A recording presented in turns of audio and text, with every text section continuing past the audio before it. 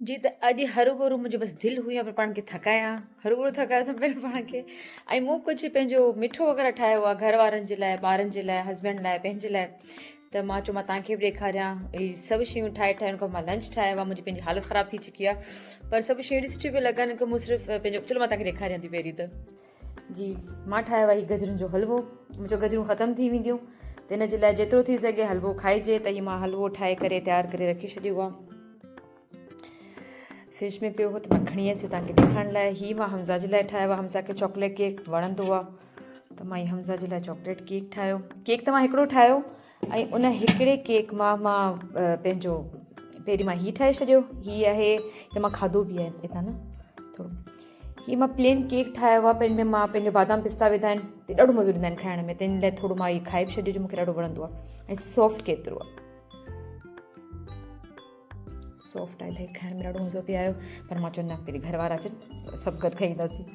सो मां हिकिड़ो ई पंहिंजो केक जो ठाहियो मिक्सचर वग़ैरह ठाहियो हाफ मां हीअ ठाहे छॾियो हाफ में पोइ मां कोको पाउडर विझी ऐं हमज़ा जे लाइ हीअ ठाहे ऐं मथां मां पोइ हिन में आइसिंग वग़ैरह करे छॾी आहे चॉकलेट जी सो बसि हीअ मां टे शयूं ठाहियूं त मां चयो मां तव्हांखे बि ॾेखारियां जी त हरू हमज़ा हिनखे पंहिंजी बर्थडे करणु चाहे पियो हिन केक सां त हिन लाइ हमज़ा कट करे खाई ॿुधाईंदो त कीअं थियो आहे चलो भले कट के पहिरीं फूक ॾियो पहिरीं कट कंदा ओके नज़र ई कोन पियो अचे केक हा त बर्थडे त आहे कोन तव्हांखे विश कयां लेकिन चलो तव्हां खाई ॿुधायो हमज़ा हीअ हमज़ा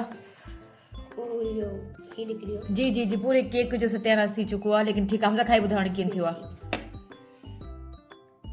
तव्हांजी जैकेट खे लॻी वियो सॼो केक हमज़ा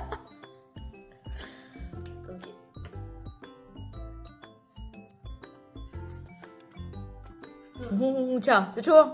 आइसिंग सुठी आहे ओके ठीकु आहे खाओ ऐं जी केक वाक़ई अलहमदिल्ला एतिरो सुठो थियो जो तव्हां ॾिसी सघो था केक ऑलमोस्ट असां अधु खाई चुका आहियूं ऐं यकीन कयो हथ न पियो रुके ख़ासि करे जे आइसिंग जे करे आइसिंग तमामु घणी सुठी आहे सो वाक़ई माशाल्लाह ॾाढो केक सुठो थियो आहे